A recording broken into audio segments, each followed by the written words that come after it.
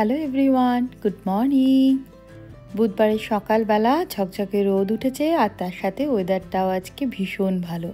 এখন ঘড়িতে বাজছে 7:30।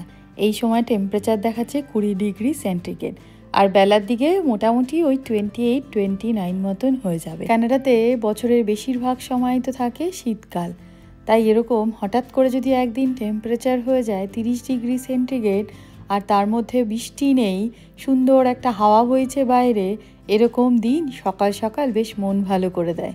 এবার মনে হচ্ছে আমরা ব্যাকইয়ার্ড গার্ডেনের কাজকর্ম শুরু করতে পারবো। দেখি যদি এই উইকেন্ডে সময় বের করতে পারি তাহলে উইকেন্ডে গিয়ে সব গাছপালাগুলো নিয়ে এসে লাগিয়ে দেব। বেশ কিছু মাটিও কিনতে হবে আমাদের। আজকে আমি স্কুল লাঞ্চে বানিয়ে দিচ্ছি ডিম টোস্ট।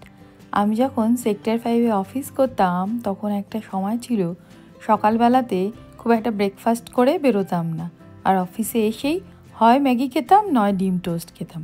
এখন বুঝতে পারি রোজ রোজ ওইসব খাবার খাওয়া খুব একটা হেলদি ছিল না।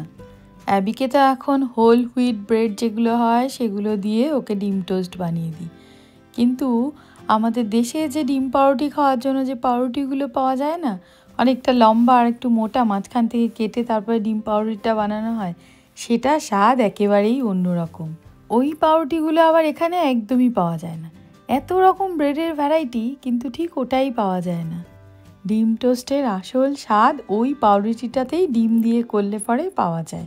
এখনও অবধি ইন্ডিয়াতে গেলে পরে ওই পাউরুটিটা একবার অন্ততপক্ষে কিনে খাবই।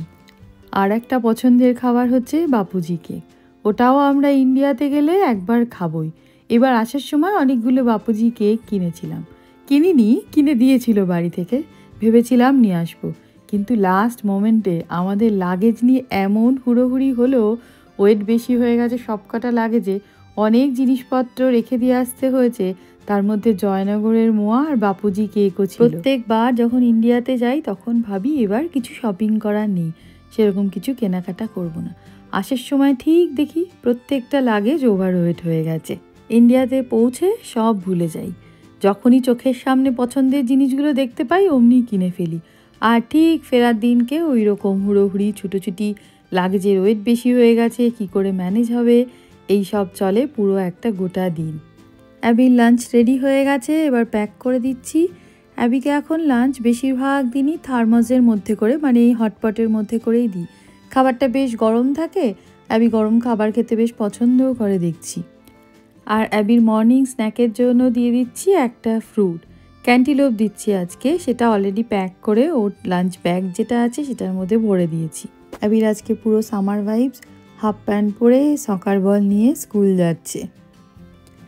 কত মাস পর বাচ্চারা আজকে জ্যাকেট ছাড়া স্কুলে যেতে পারছে। ওদের তো জ্যাকেট, তারপরে স্নো বুট এগুলো রাখার জন্য স্কুলে একটা ডেডিকেটেড প্লেস থাকে। আজকে এত ভালো ওয়েদার, আজকে আর কেউই জ্যাকেট পরে যাবে না। অলমোস্ট 9টা বেজে গেছে, আমার ঠিক 9টা থেকেই একটা মিটিং থাকে, কিন্তু আমি রোজই অ্যাবি এই স্কুল যাওয়ার সময় দরজার কাছে দাঁড়িয়ে থাকি। অ্যাবি যখন স্ট্রিটটা ক্রস করে বাঁক নেয়, একদম সোজা গেলে পরেই তারপরে স্কুল, তো ততক্ষণ অবধি আমি দাঁড়িয়ে থাকি। তারপরে ও যখন ওই বাঁক নিয়ে আমাকে বাই করে হাত নেড়ে, তখন আমি গিয়ে মিটিংটা জয়েন করি। রোজই মোটামুটি ওই 1-2 মিনিট মতন আমি লেট হয়ে যাই। বাড়ি থেকে যখন বেরোলো তখন বললাম যে বলটা নিয়ে রাস্তায় খেলতে খেলতে যাবি না, স্কুলে গিয়ে খেলবি। I know no Arnesh no. এরকম হাঁটতে হাঁটতে যদি বল খেলতে থাকে, বলটা যদি রাস্তায় চলে আসে, হুট করে বলটা নিতে গেলে সামনে কোনো গাড়ি চলে আসলে, সেজন্য সবসময় বলি যে বল রাস্তায় খেলতে খেলতে যাবি না। এমনিতে আমি বলটা স্কুলে নিয়ে যেতে বারণই করি, কিন্তু এই যে এখন সামার এসছে, বাইরে খেলতে যাবে, তার জন্য বল নিয়ে যাবে বলে বায়না করছে। আর এই যে অবশেষে এখন এই গ্লাভস, তারপরে অ্যাবির বেশ কিছু উলেন সক্স ব্যাগের মধ্যে এক্সট্রা সবসময় রাখা থাকতো, সেগুলোর এখন আপাতত বেশ কিছুদিনের জন্য ছুটি। এবার এগুলোকে কেচে একেবারে রেখে দেব।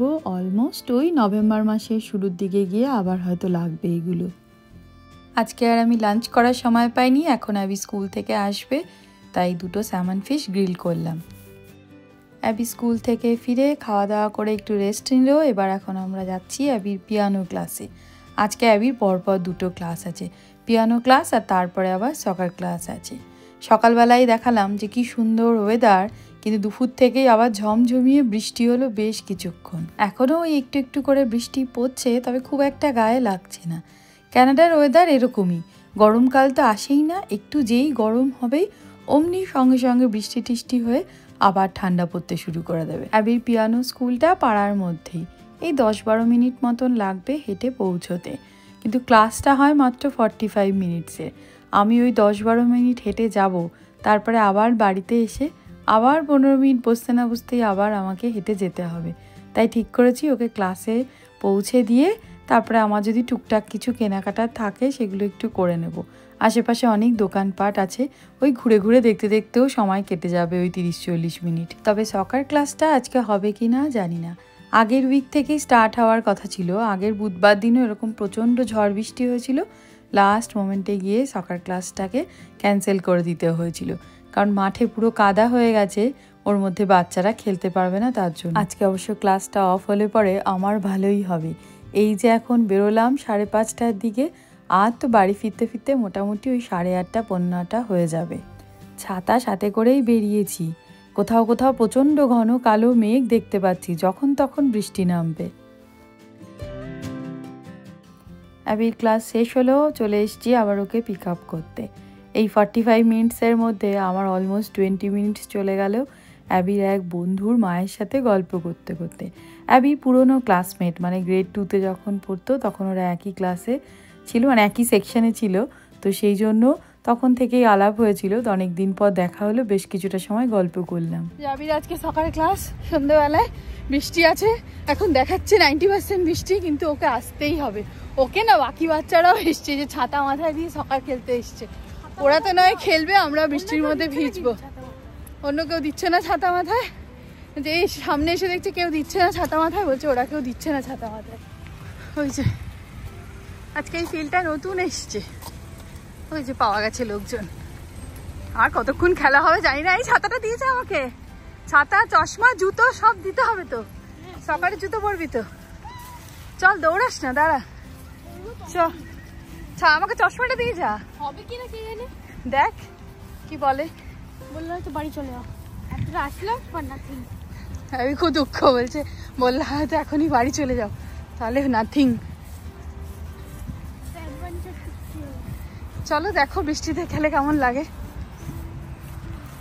নাও জুতো পরো। এই সেকেন্ড টাইম বৃষ্টি দিয়েছে। হ্যাঁ নে, শুলেস টাইট করে বাঁধবি, না পারলে আমাকে দিবি। তোমাকে দেবো। আচ্ছা ঠিক আছে, করে নে, সময় আছে এখনো, তোর 5 মিনিট সময় আছে। Trying my best. হ্যাঁ, না কোনো কিছু। পিয়ানো ক্লাসে গেছে, তারপর এতক্ষণ ধরে থাকবে, সেজন্য আমি আর জুতোটা তখন পরাইনি, অন্য জুতো পরিয়ে নিয়ে এসেছি। এখন এই জুতোটা পরে নেবে। পর, চলো যাও। কি খেলা হবে জানি না, পুরো বৃষ্টি হচ্ছে, পুরো ভিজছি। খেলা শুরু হয়ে গেছে। অ্যাবিদের এবার জার্সি সব স্পন্সর করেছে ম্যাকডোনাল্ড থেকে, জার্সি, সক্স সমস্ত কিছুই এখান থেকেই দিয়ে দিয়েছে। খেলার জন্য আবার এই জার্সি, তারপরে শিং গার্ড, তারপরে সক্স, এগুলো যদি ঠিকঠাক করে না পরে আসে, এমনকি জুতো যদি ঠিকঠাক না পরে আসে, তাহলে খেলতে দেবে না। ওই যে সামনে দাঁড়িয়ে আছে বাচ্চা ছেলেটি, ও বাড়ি থেকে শিং গার্ডটা নিয়ে আসতে ভুলে গেছে, কিন্তু এখন ওর বাবাকে আবার যেতে হয়েছে, গিয়ে নিয়ে আসবে, তবেই ও খেলতে পারবে। মাঠে খেলতে নামার আগেই এইরকম জামা, জুতো, শিং গার্ড এসব নিয়ে এত রকমের রুলস না। অমিত তখন অ্যাবিকে হাসতে হাসতে বলে, আমাদের যখন খেলতাম তখন আমাদের 2 রকমের জার্সি ছিল, একটা হচ্ছে জামা পরে খেলবে একটা টিম, আর একটা হচ্ছে খালি গায়ে খেলবে একটা টিম। 1 ঘন্টার খেলা হবে, সব বাবা মারা ছাতা মাথায় দিয়ে বৃষ্টিতে ভিজতে ভিজতে খেলা দেখছে। আমি আবার যাতে বৃষ্টিতে না ভিজি তার জন্য সব থেকে বড় যে ছাতাটা আছে বাড়িতে সেটা নিয়ে এসেছি, কিন্তু এই ছাতাটা অসম্ভব ভারী, এইটাকে বেশিক্ষণ হাতে নিয়ে দাঁড়ানো যায় না, তার মধ্যে তো বসারও কোনো ব্যবস্থা নেই, ঘাস পুরো ভেজা, ঘাসেও বসতে পারবো না। ফার্স্ট হাফের খেলা হয়ে গেছে, তারপরে 5 মিনিটের একটু ব্রেক দিয়েছে। সেকেন্ড হাফে আজকে আবার অ্যাবিবাবু গোলি হবে, তার জন্য আবার একটা জার্সি দিয়েছে, সেটা পরে এখন যাচ্ছে গোলপোস্টে দাঁড়াতে। খেলা শেষ হয়ে গেছে। প্রত্যেক দিন খেলা শেষে এরকম লাইন করে 2টো টিমই দাঁড়াবে আর প্রত্যেককে হ্যান্ডশেক করতে হবে। খেলা শেষে 2টো টিমের মধ্যে ঝামেলা বা হেরে যাওয়ার জন্য মন খারাপ এসব নিয়ে বাড়ি যাওয়া যাবে না, এখানেই সব মিটমাট করে দিতে হবে। আমাদের এখান থেকে বাড়ি পৌঁছতে মোটামুটি 15 মিনিট মতন লাগবে। আজকের মতন ভিডিওটা এখানেই শেষ করলাম, আবার দেখা হবে একটা নতুন ব্লগে। টাটা।